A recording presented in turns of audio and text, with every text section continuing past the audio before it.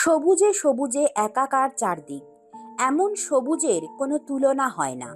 প্রকৃতির এই অপরূপ সৌন্দর্য যেন নেশা ধরায় আমাদের মনে।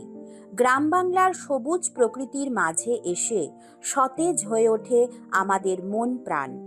এমন সবুজে ঘেরা গ্রাম বাংলার আনাচে কানাচে এখনো মাথা তুলে দাঁড়িয়ে রয়েছে শতাব্দী প্রাচীন অসংখ্য মন্দির স্থাপত্য।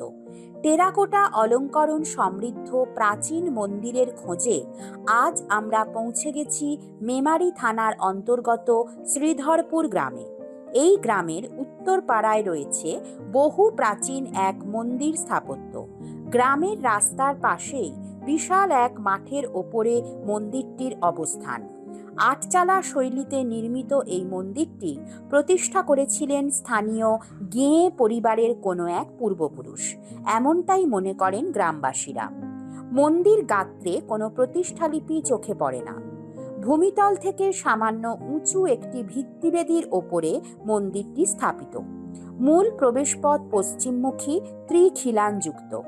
মন্দিরটির সামনের দেওয়ালে অতীতে টেরাকোটার অলঙ্করণ সজ্জা ছিল, তবে তার বেশিরভাগটাই আজ কালের গর্ভে বিলীন হয়ে গেছে।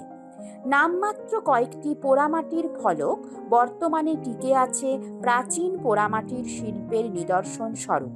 প্রবেশ পথের খিলানের ওপরের অংশে উদ্ভিজ্জধর্মী আলপনার নকশা, প্রস্ফুটিত শতদল আর লিঙ্গসহ প্রতীক শিব মন্দির কয়েকটি লক্ষ্য করা যায়। ধনুকাকৃতি কার্নিশের নিচে ভার বাহকের শাড়িটি মোটামুটি ভালো অবস্থায় আছে, আর মন্দিরের ত্রিভুজাকৃতি কৌণিক ফলকে ময়ূরের চিত্রটিও বেশ স্পষ্ট।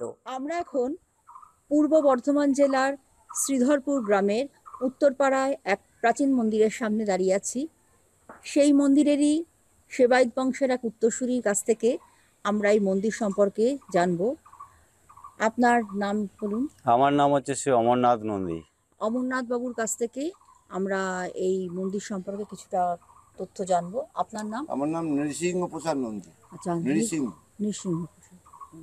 আচ্ছা, ওনার কাছ থেকেও আমরা কিছু মন্দির সম্পর্কে কিছু তথ্য জানবো। এই মন্দির আনুমানিক কত বছর ধরে পুরনো? পাল্লাজার আমলের তৈরি, এটা আমরা শুনেছি, আমাদের শোনা কথা তো, এইটাই আমরা জানি। বা আমাদের গ্রামের যারা আরও বয়স্ক বয়োজ্যেষ্ঠ মানুষ ছিলেন তারা আজ নেই, চলে গেছেন। তারা থাকাকালীন আমরা এটাকে রক্ষণাবেক্ষণের কাজে লেগেছি, এবং এটাকে ওই আজকে ধরুন 15-20 বছর ধরে এটা আমরা করে আসছি।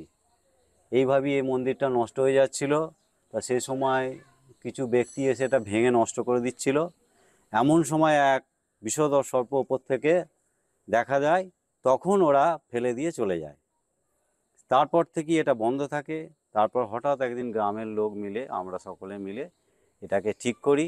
এই আমাদের এই পাড়া নিয়ে এটাকে সংস্কার করি। সংস্কার করার পর থেকে এটাকে আবার আমরা পুনরুজ্জীবনের মতো তৈরি করি আর কি, রক্ষণাবেক্ষণ করে। আচ্ছা, তো এখন এটা চলছে। প্রতিষ্ঠালিপি আছে কি এই মন্দিরে? না, এই মন্দির প্রতিষ্ঠা, তবে আমরা শুনেছি যেটা গেঁয়েদের মন্দির ছিল। আচ্ছা, ওরা এই ও তো বিরাট ওদের জমিদারি ব্যাপার ছিল, তা সেই হিসেবে ওরা এটা ভরণ করে দিয়ে যায়। বিকাশ চন্দ্র চট্টোপাধ্যায় এখন মৃত, এইখানে বিকাশের বাড়ি ছিল, উনি মৃত। ওদের ছিল, ওরা কি করবে, 5 জন মিলে এই জিনিসগুলোকে রক্ষণাবেক্ষণের জন্যে মানুষ এগিয়ে আছে। তখন আমার ভাই আচ্ছা এইটাই রিপেয়ারিং করে এখন এই শিব পুজো করে। তা এটা গেঁদের মন্দির ছিল, গেঁদের হঠাৎ আবার চাটাচিতে দিল কেন? উনি কি পুরোহিত ছিল না? না, ও ছিল না কো। আমার মনে হচ্ছে ওটা সেবায়েত কিছু ছিল, জানেন তো, সেবায়েত করে গেছে, সেবায়েত হিসেবে দিয়ে যায় আর কি। আচ্ছা, তারপরে এবার আপনাদের হাতে চলে আসে। হ্যাঁ, আপনারাই এখন গ্রামের লোকেরাই দেখভাল হ্যাঁ, করছেন? হ্যাঁ। বিশেষ করে আমার ভাই অমরনাথ নন্দী এটা দেখভাল করে। আচ্ছা, এখানে তো শিবলিঙ্গ আছে। শিবলিঙ্গ বলছে, ওই তো রয়েছে শিবলিঙ্গ ছিল এখানে কাছে পড়ে, হয়তো আরো কিছু ছিল, সেটা আমার নজরে নেই। ওইটা ছিল, ওটা ভাই এখানে ওসব জমি, ওই পর্চা মর্চা হয়তো ওদের কাছে থাকতে পারে। হ্যাঁ, ওই বিকাশ রঞ্জন চ্যাটার্জিটা আমাদের এখানে যে বাড়ি, ওর কাছে থাকতে পারে, কিন্তু সেসব আর দরকার হয় না বলে এইভাবেই এখন চলছে। তবে ত্রিশূলটা এখানে ছিল। হ্যাঁ, ত্রিশূলটা মন্দিরেরই, ওটা মন্দির উপরে। আচ্ছা, এই মন্দির তো সংস্কার একটু আধটু করা হয়েছে দেখতে পাচ্ছি, আপনিও তো বললেন যে করা হয়েছে।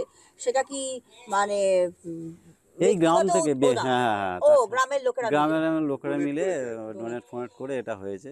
আচ্ছা। আমরা সেখানে মেন লোক হয়ে কাজটাকে করিয়েছি।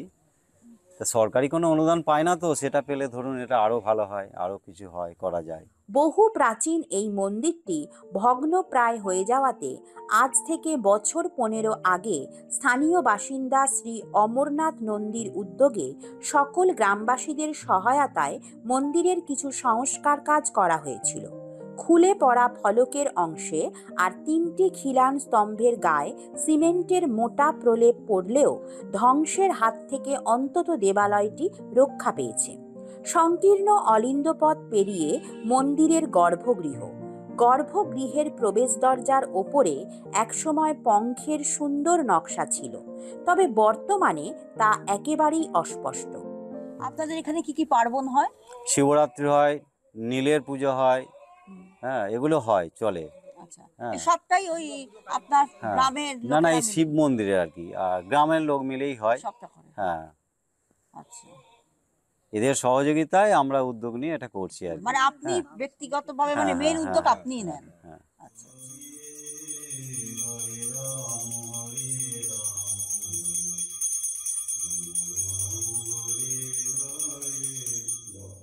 গ্রামবাসীদের সহায়তায় আর অমরবাবুর সক্রিয় ভূমিকায় সংস্কার কাজ হওয়াতে বাংলার ঐতিহ্য বহনকারী সুপ্রাচীন এই মন্দিরটি আজও তার অস্তিত্ব টিকিয়ে রেখেছে। অবশ্যই প্রশংসনীয় এই উদ্যোগ। মন্দির দর্শন শেষে আমরা আবার এগিয়ে চলি পরবর্তী গন্তব্যের উদ্দেশ্যে।